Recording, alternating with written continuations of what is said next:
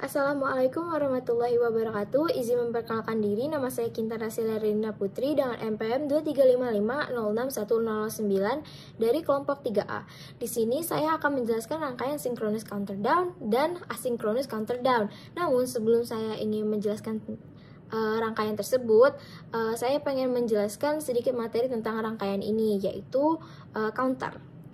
Apa sih itu counter? Counter merupakan rangkaian logika sekuensial yang berubah atau bekerja secara bertahap melalui sederetan keadaan atau state yang berbeda ketika digerakkan oleh deretan pulsa input. Setiap keadaan dari counter itu digambarkan oleh sekumpulan digit biner. Pada dasarnya, counter tersusun dari sekumpulan flip-flop yang terhubung bersama dengan beragam cara. Banyaknya keadaan atau state dari counter merupakan fungsi sederhana dari banyaknya flip-flop. Berdasarkan arahnya, counter itu dibagi menjadi dua, yaitu counter naik atau counter up dan counter turun atau counter down. Pada counter up, perhitungan itu dimulai dari nilai terkecil dan berlanjut hingga nilai terbesar. Setelah itu akan secara otomatis kembali pada nilai awal. Lalu, sedangkan pada counter down itu kebalikan dari counter up, yaitu perhitungan dimulai dari nilai terbesar dan berlanjut hingga nilai terkecil. Sama aja kayak counter up, counter down juga bakal kembali pada nilai awal secara otomatis. Lalu berdasarkan pemicunya, counter itu dibagi menjadi dua, sinkronus dan asinkronus. Pada sinkronus counter, pemicuan flip-flopnya itu dilakukan secara serentak atau dipicu oleh satu sumber clock yang sama gitu loh. Sehingga susunan flip-flopnya itu disusun secara paralel. Sedangkan pada asinkronus counter, dari salah satu flip-flopnya itu minimal ada satu clock yang dipicu oleh keluaran flip-flop lain atau dari sumber clock lainnya, sehingga flip-flop dari asinkronus itu tersusun secara seri. Lalu di sini ada macam-macam counter. Yang pertama, synchronous counter. Synchronous counter memiliki pemicu dari sumber clock yang sama dan susunan flip-flopnya itu paralel sehingga outputnya berubah secara serentak. Adapun karakteristik dari synchronous counter yaitu yang pertama, synchronous counter itu dipicu oleh clock yang sama. Ini nih untuk memastikan bahwa semua flip-flop berubah state secara serentak gitu loh. Lalu yang kedua ada flip-flop tersusun secara paralel. Ini nih agar semua flip-flop dapat menerima sinyal clock secara bersamaan. Yang ketiga, output tuh selalu berubah secara serentak. Yang mana berubah secara serentak tuh pada saat transisi clock. Penggunaan synchronous counter itu cukup menguntungkan dibanding jenis counter lainnya. Tetapi tetap aja, dari counter maupun sinkronus asinkronus itu ada kelebihan dan kekurangannya masing-masing. Contohnya, kelebihan dari sinkronus counter itu yang pertama, dapat mempermudah sinkronisasi pada sistem yang kompleks karena outputnya itu berubah secara serentak, yang mana ini bisa membantu kita. Lalu yang kedua tuh konsisten dengan waktu yang ditentukan karena semua flip-flop dipicu oleh sinyal clock yang sama. Lalu yang ketiga, outputnya berubah secara serentak pada saat transisi clock sehingga lebih mudah diprediksi. Lalu ada pun kekurangan dari synchronous counter nih. Yang pertama, bergantung pada sinyal clock sebagai pemicu semua flip-flop agar berubah bersamaan. Yang kedua, memiliki rangkaian yang lebih rumit dibandingkan asynchronous counter. Lalu itu berdasarkan urutan keluarnya, synchronous counter itu dibagi lagi menjadi dua jenis, yaitu synchronous up counter. Nah, pada synchronous up counter ini perhitungan dilakukan secara berurutan dari bilangan terkecil hingga bilangan terbesar atau ascending. 2 pangkat n minus 1, di mana n itu adalah jumlah flip-flop dari jumlah flip-flopnya. Lalu yang kedua ada synchronous down counter. Synchronous down counter itu merupakan kebalikan dari synchronous up counter yang tadi, yang mana hitungannya itu secara berurutan dari bilangan terbesar hingga ke bilangan terkecil atau descending. Lalu di sini setelah ada synchronous counter, di sini ada asynchronous counter. Asynchronous counter adalah jenis counter digital yang tidak memiliki clock sentral, yang mana setiap flip-flop dalam counter asynchronous dipicu oleh output flip-flop sebelumnya. Hal ini menyebabkan output counter itu berubahnya nggak serentak dengan propagasi delay yang tergantung pada jumlah flip-flop.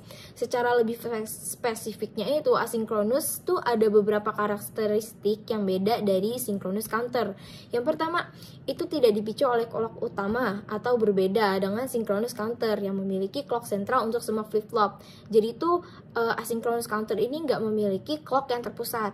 Lalu yang kedua, operasi berdasarkan kombinasi input counter ini tuh akan mengubah nilai keluarannya berdasarkan kombinasi input yang diberikan, seperti input pulsa atau kombinasi logika lainnya. Lalu berbeda dengan synchronous counter yang memiliki kelebihan dan kekurangan yang sebaliknya. Lalu yang mana kelebihan dari asynchronous counter itu ada yang pertama, lebih fleksibel karena tidak bergantung pada sinyal clock sehingga dapat beroperasi dengan berbagai frekuensi. Yang kedua, rangkaian yang lebih sederhana dibandingkan counter sinkronus. Lalu itu ada kekurangan asynchronous counter. Yang pertama, output counter asynchronous counter itu berubah secara tidak serentak sehingga sulit untuk disinkronkan dengan sistem lain. Yang kedua, propagasi delay yang tergantung pada jumlah flip-flop menyebabkan perhitungan itu lumayan sulit untuk diprediksi. Nah, sama aja kayak synchronous counter, asynchronous counter itu dibagi menjadi dua lagi, yaitu yang pertama ada asynchronous up counter. Pada asynchronous up counter, perhitungan juga dimulai secara berurutan dari bilangan terkecil hingga bilangan terbesar atau ascending. Lalu ada asynchronous down counter, yang mana pada asynchronous down counter merupakan kebalikan dari asynchronous up counter, sama aja kayak yang synchronous tadi, yaitu menghitung secara berurutan dari bilangan terbesar hingga bilangan terkecil. Nah, oke, di sini saya telah menunjukkan rangkaian synchronous counter down. Nah, pada synchronous counter down ini bisa dilihat bahwa di sini memiliki 4 JK flip-flop, yaitu U1A, U1B, U2A, dan U2B. Lalu di sini ada 2 gerbang N, yaitu dengan nama U3 dan U4. Lalu di sini ada 1 logic state yang berfungsi sebagai input atau pengganti clock. Lalu di sini ada 4 logic probe yang berfungsi sebagai output. Dalam rangkaian ini, kenapa menggunakan flip-flop? Dalam rangkaian ini, flip-flop itu digunakan untuk menyimpan setiap bit dari hitungan biner. Lalu di sini kita menggunakan IC74LS LS76. Di sini setiap flip-flop itu memiliki input J dan K, input clock di sini, dan output key. Nah, pada synchronous counter down itu hasil outputnya berasal dari clock dengan yang diambil dari key bar di sini. Nah, U3, U4 itu kan gerbang N. Nah, gerbang N itu adalah gerbang logika dasar yang menghasilkan output tinggi atau bernilai 1 hanya jika semua inputnya tinggi. Nah, dalam rangkaian ini, gerbang N itu digunakan untuk mengontrol kapan flip-flop berikutnya harus beralih keadaan. Nah, pada kondisi J dan K yang terhubung ke high, flip-flop akan berubah menjadi toggle setiap kali mengalami rising edge dari sinyal clock. Semua flip-flop tersambung itu pada satu clock yang sama di sini, memungkinkan perubahan kondisi yang sinkron pada setiap rising edge. Nah, sebelum menerima pulsa pertama, rangkaian synchronous counter down itu harus diubah menjadi 0. Bisa dilihat di sini saya sudah mengeset ulang menjadi 0. Kenapa sih harus jadi 0? Karena synchronous counter down itu beroperasi dengan mengatur semua flip-flop pada kondisi awal 0. Nah, untuk flip-flop yang paling kiri, input diatur menjadi J itu bernilai 1 dan K juga bernilai 1 karena terhubung langsung dengan PCC di sini. Misalnya saat sinyal clock diterima, semua flip-flop dalam counter itu diaktifkan bersamaan oleh sinyal clock yang identik. Seperti yang saya bilang tadi, mereka itu terhubung dengan satu clock yang sama. Nah, kondisi J itu 1 dan K1 itu membuat flip-flop berubah status setiap kali sinyal clock diterima, memungkinkan perhitungan mundur yang berurutan dari nilai tertinggi ke nilai yang terendah. Ketika pulsa pertama diterima di sini, nah di sini output key bar itu dari 0 berubah menjadi 1 dan Q0 berubah dari 1 menjadi 0. Perubahan ini tuh bakal diteruskan ke U1B, U2A, dan U2B yang semuanya akan menghasilkan Q1, Q2, dan Q3 sama dengan 0. Oleh karena itu, setelah pulsa pertama diterima, itu bisa dilihat di sini Q-barnya semuanya sama 1111. Nah, setiap flip-flop terhubung ke sinyal clock yang sama kan. Nah, pada JK flip-flop U1A ini di sini, pada setiap kali sinyal clock bertransisi dari 1 ke 0 atau yang bisa disebut falling edge, flip-flop itu akan beralih ke kondisi toggle di mana output key 0 ini berubah dari 1 menjadi 0 di sini.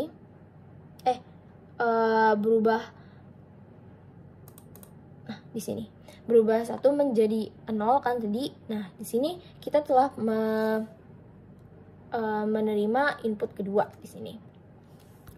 Dan menjadi 0 dan Q 0 dari 1 menjadi 0 sekarang menjadi 0.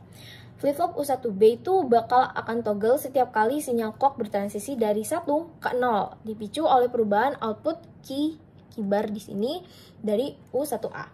Flip-flop U1B itu bakal toggle hanya ketika U1A berubah dari 1 ke 0 pada output key-nya, sehingga siklus toggle untuk 1B itu terjadi setiap 2 perubahan sinyal clock. U2A menerima di sini, U2A yang menerima input dari output gerbang N, U3 yang di sini. Dan akan mengalami toggle ketika sinyal clock bertransisi dari 1 ke 0, jika input yang diterima adalah 1. Nah, untuk toggle U2A ini dikendalikan oleh output dari gerbang NU3 di sini. Sehingga U2A itu, JK yang di sini, hanya akan toggle ketika U1A dan U1B berubah dari 1 ke 0 pada output key-nya.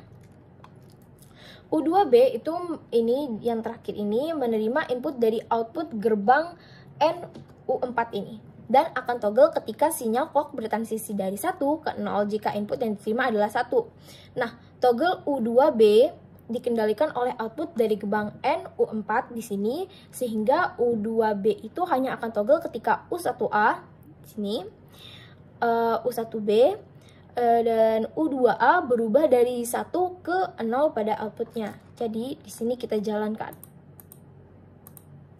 Nah, hasil di sini sudah menjadi 0011. Nah, pada rangkaian kedua di sini saya akan menjelaskan asynchronous counter down. Nah, pada asynchronous counter down ini bisa dilihat terdapat satu logic state yang berfungsi sebagai clock atau pengganti clock di sini.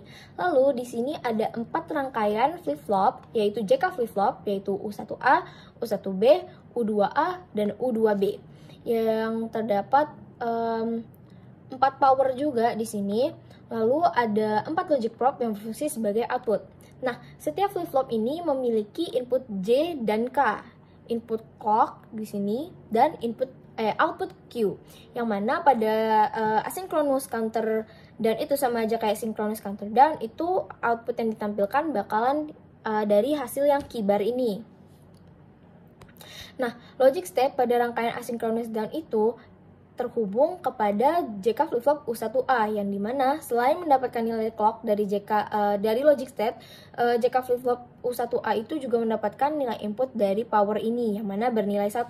Makanya semua JK dari semua flip-flop itu bernilai 1. Nah, JK flip-flop U1A ini yang mendapat inputnya dari power dan juga logic state akan mengeluarkan output key yang tidak bercabang kemanapun, yaitu yang di sini. Bisa dilihat di sini semua dari key itu nggak bercabang di mana-mana. Nah, hal ini tuh terjadi karena pada rangkaian counter down, output yang dipakai itu yang bakal ditampilkan itu cuman output dari key-bar ini.